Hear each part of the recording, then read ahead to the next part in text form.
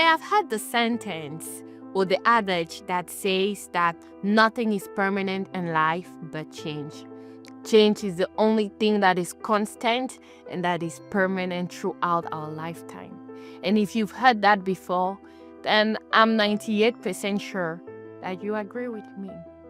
But I have a question. When you know or do not know the things you want to change, how do you actually enact that change? What does it take to make change happen? What does it take to become that better version of you? You maybe started this year or came on this video because you saw an ad, or maybe you came because you have this desire, this passion burning in you to be the best version of yourself, to upgrade yourself, to be a better you. How do you make that change happen?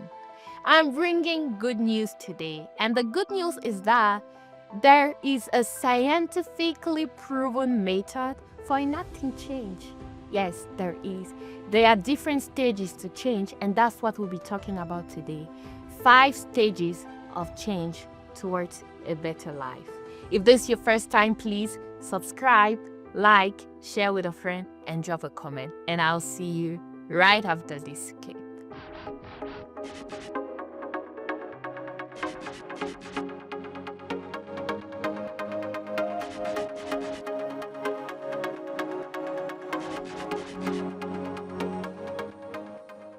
Welcome back again to Leading with Glory.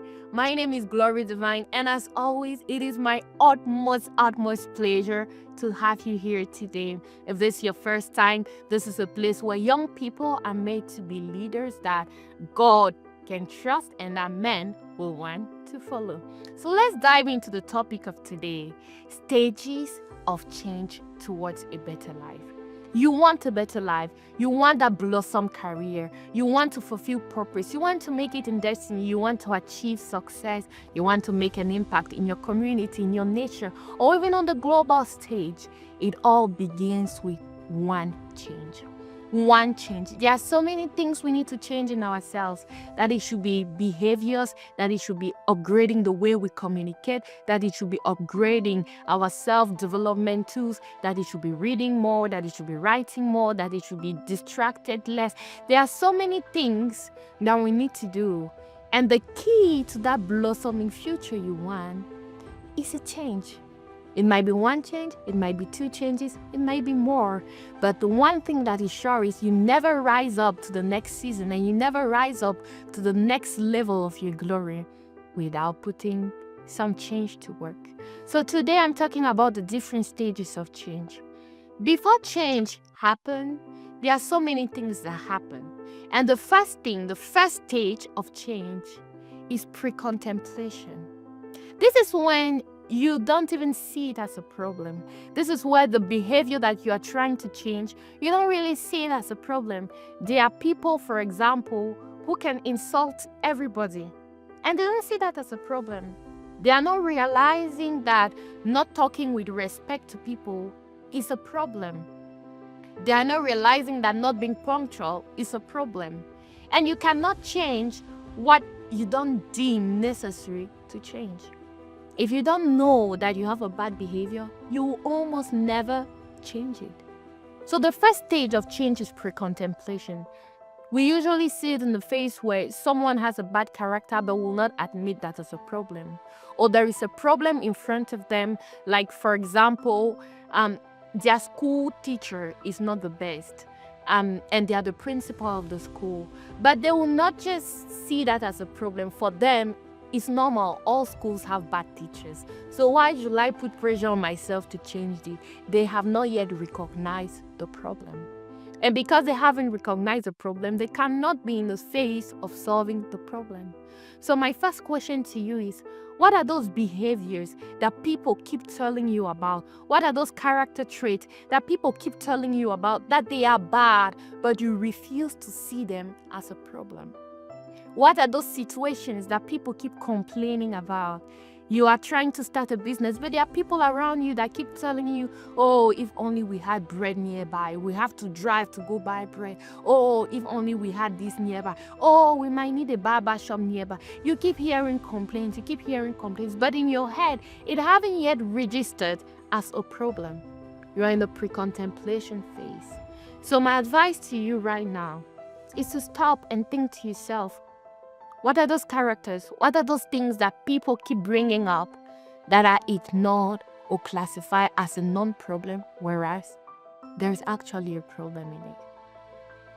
The second stage of phase is contemplation. We've talked about pre-contemplation. Now let's talk about contemplation.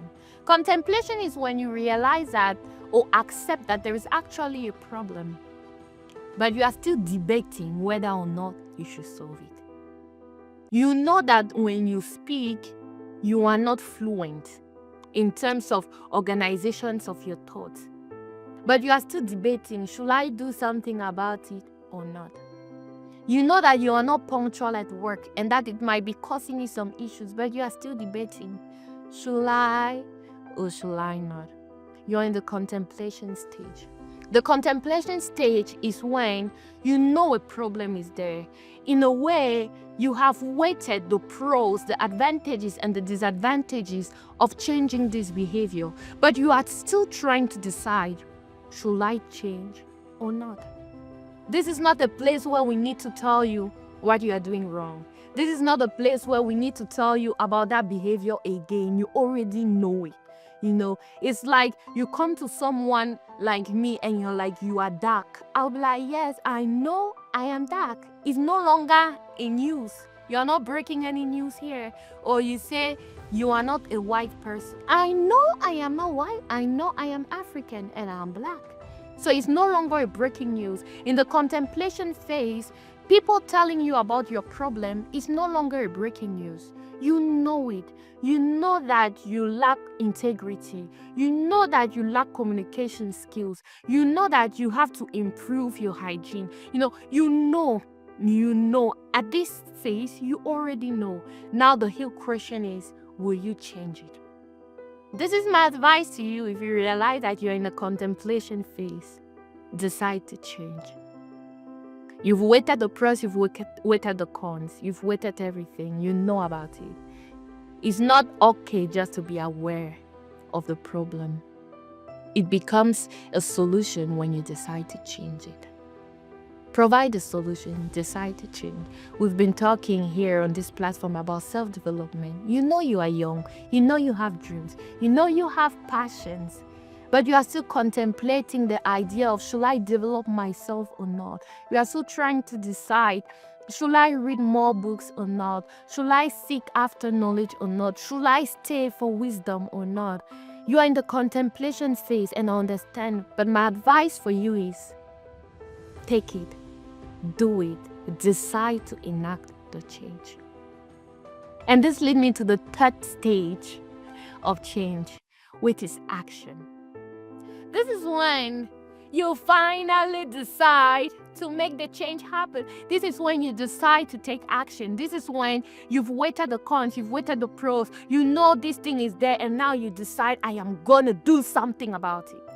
This is an exciting place to be. This is where you decide to put 2 and 2 together and make them 4. This is when you decide to make the addition. Now, there is a challenge a lot of people get when they decide to make the change happen. They don't know where to start. They don't know what action to take. I have 3 advices for you. The first advice I'll have for you is start with the bare minimum you can. When you are trying to go for a gym or start with gyms, exercises, people that do gymming a lot will tell you, don't try to do 10 hours the first day. Don't try to go to the gym 5 hours the first week. Start with once a week. Start with twice a week, 30-minute session. Then gradually increase it, gradually. So I would say my first advice, if you're trying to decide which step to take, what action to take, the first thing I would say is start with the bare minimum. It can be reading 1 chapter of a book per day.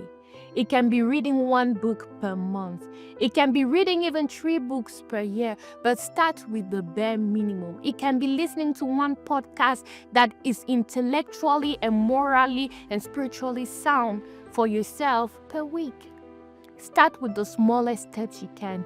Baby steps are still steps, and it is through baby steps that the baby learns how to run. So I'll say it again, start with the smallest step. The second thing that I would say if you are trying to enact change is to make yourself accountable. Who are the people that could be your accountability partner? Seek an accountability partner. It could be a sibling, it could be a friend, it could be a parent. It should be someone who is also very excited about the journey you are taking. It shouldn't be someone that would discourage you on the path of success. It should be someone that will be pushing you, that will be asking you, oh bro, have you read your chapter? We'll be like, hey sister, what did that chapter say? Hey sister, I heard that you wanted to learn how to braid. Have you started yet? Where are you? How far? Can you do some cornrows on my hair? Have someone that will serve as an accountability partner. And the same is true even with spirituality and growing in your faith as a believer. Have someone who could ask you, how are you doing faith-wise? And to whom you will not lie, but say the truth. The third thing that you want to do, that I'll advise you when it comes to growing and taking change, action for change, is to have a mentor. And I know the term mentor has been abused. Sometimes they say father, sometimes they say mentor, sometimes they say superior. But what I mean here is to have someone that you look up to, but who also knows you. Have people that you are looking up to that can hold your hand and bring you up. It's a nice thing to have an accountability partner because they might be at the same level as you, trying to change their behavior, try to develop themselves more. But it's another thing to have a mentor who has done that journey ahead, who has done that journey before you, who knows the pitfalls, who knows what to avoid and what to look out for. That person is in a better position, a much, much better position to hold your hand and to help you forward. In a sense, think about it as a hand that is coming down to pull you up. That's what a mentor looks like. Well, that's kind of the role of a mentor. So if I have to recap, if you're trying to enact change and you've reached the point, the third phase of change where you are taking an action and you really want to make it happen, but you don't know how to do it, the first thing I would say is start with the smallest of steps. Baby steps first. The second thing is find an accountability partner. And the third thing again is to find a mentor, someone that could take you and pull you up because they've been through that. But I also need to emphasize a point. Sometimes before action comes preparation.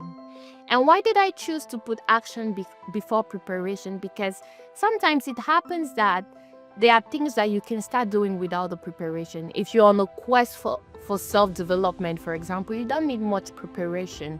You just need to start learning. A lot of tools are available for you.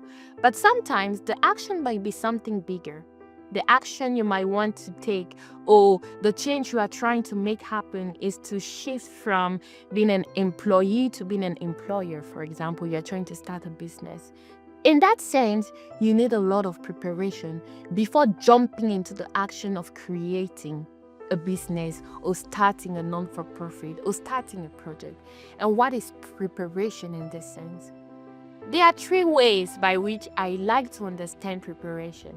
The first preparation is the spiritual preparation.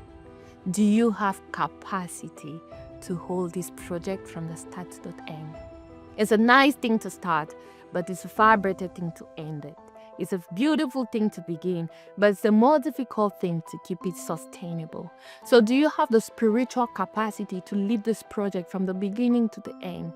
This is where preparation, spiritual preparation comes in.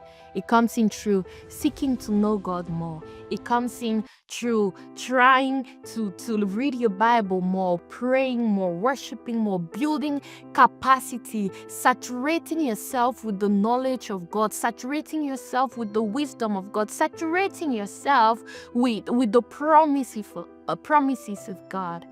When it comes to spiritual development and preparation, it is important that you do not take it lightly. The second type of preparation that I like to talk about is the holistic preparation. That involves emotions, that involves your capacity, how you react to things, that involves your mood.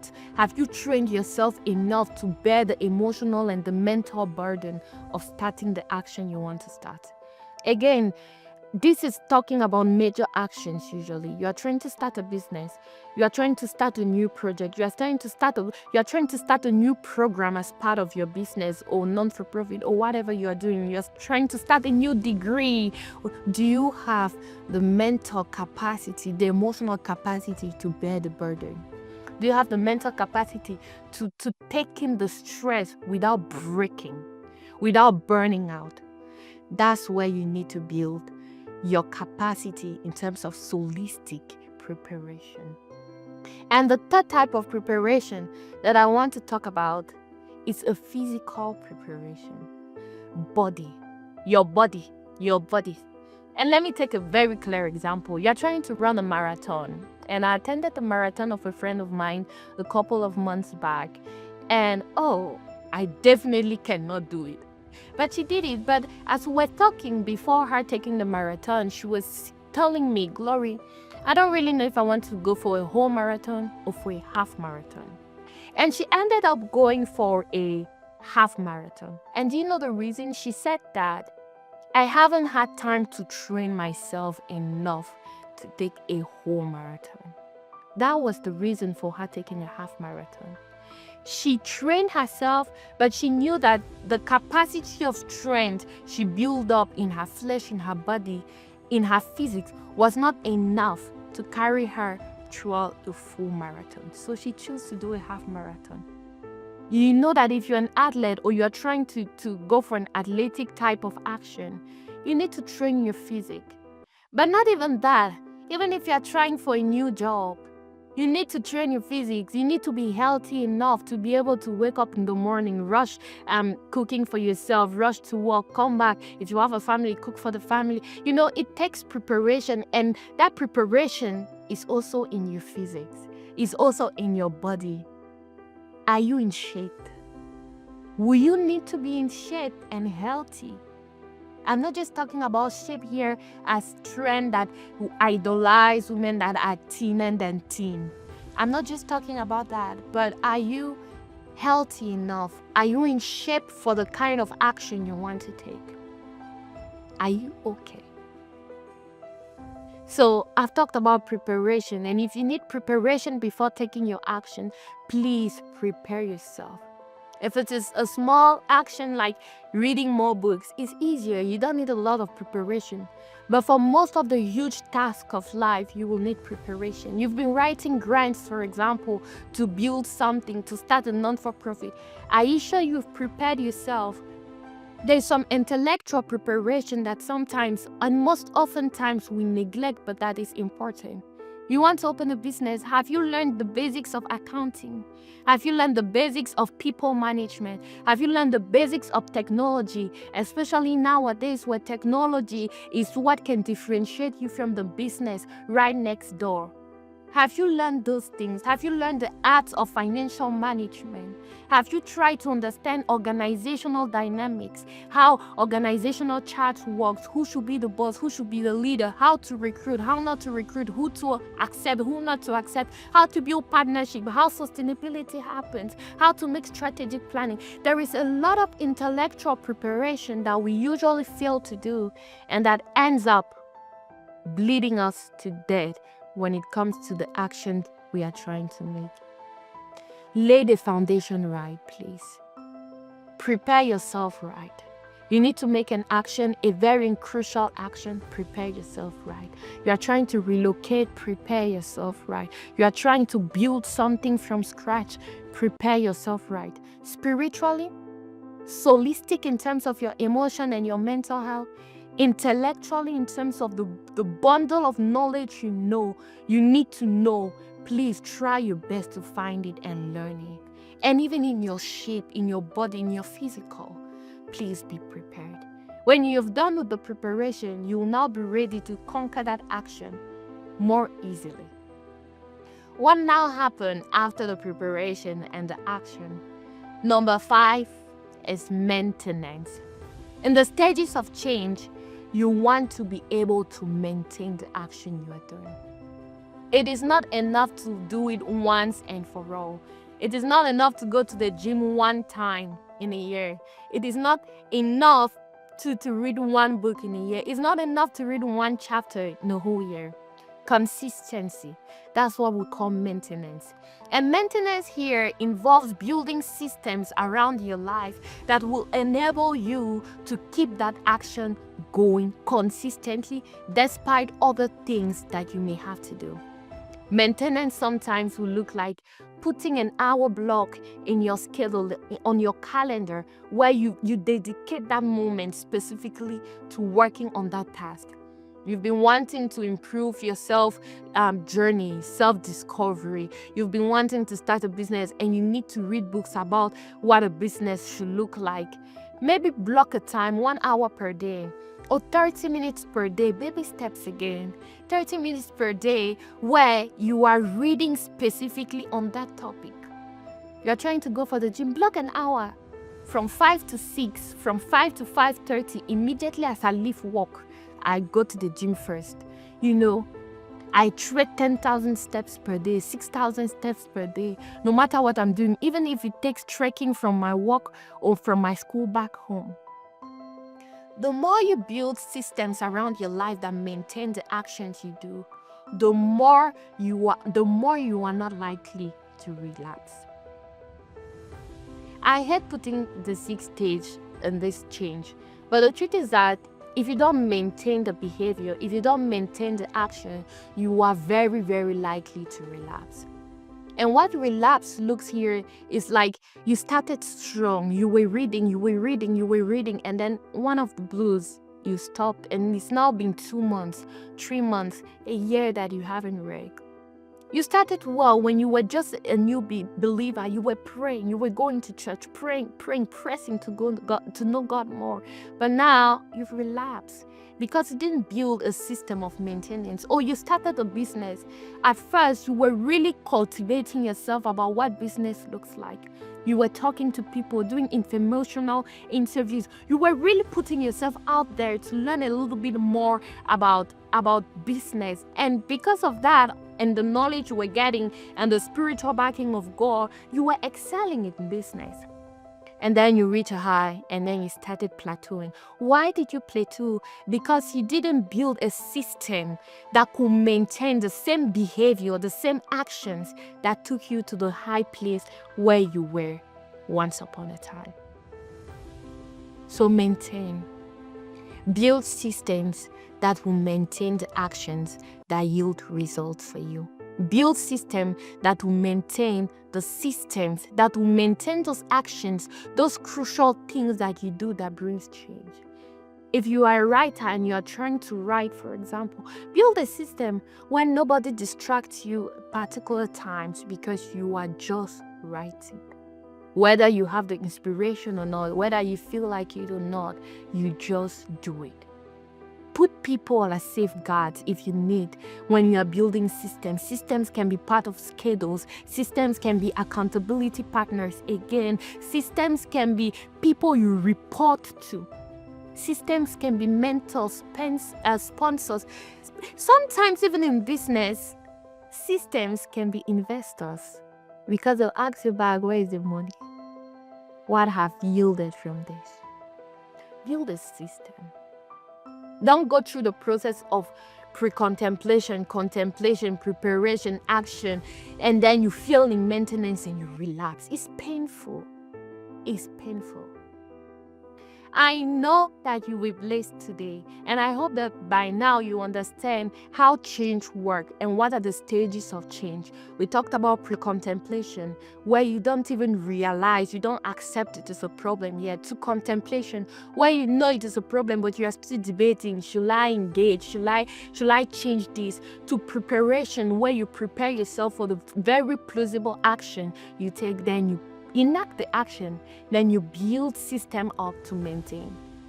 I don't know if you've ever heard this, but when I was younger, there was a proverb that my mother kept saying. She said, to be the first of the class is easy, to stay first is difficult. Because once you become first, every other person in the class are like, I can beat her too. I can be the first. So it takes twice as much work sometimes to stay the first of the class than it was to become the first of the class. So when you enact the action. You put in strength, you put in work, you pushed and birthed that action. Know that it will take twice as much work to sustain it. And when it is sustained, the beautiful thing is that it becomes a behavior. It becomes part of you where you feel somehow, you feel disdained, you feel uncomfortable for not reading. You feel uncomfortable that 1 week passed, you haven't read 2 chapters. You feel uncomfortable that a day passed, you haven't listened to a podcast, or you haven't read, or you haven't done anything that challenged your intellectual, that challenged your mindset. You're like, no, I must do this. It's the same thing when you start bathing every day. Some of us bathe 2 times a day, some people bathe 3 times, some people bathe 1 time. But as you keep doing it, a point comes where if you don't bathe for a day, you're like, I should go and take my bath. Even if you come late and it's like 1 a.m., you're like, I must bath before I sleep. Or I must brush before I sleep. It becomes something that is uncomfortable not to do. What happened there is that the thing you were once fighting to enact change upon has now become a behavior. It has now become part of you, and it's easier to enact that way. Thank you so much again for listening to this video. I will say, if you're new here, please subscribe if you haven't done so already. Like, drop a comment, and share with a friend. Remember, this is the place where young people are made to be leaders that God can trust and that men will want to follow. Please do not leave this place without enacting change in your life. In whatever stage of change you find yourself, please decide to take an action to get out of it. And if you're in the action stage, congratulations. Do not forget to build maintenance systems. Have a great day. It was, again, my pleasure having you on Leading with Glory. Thank you.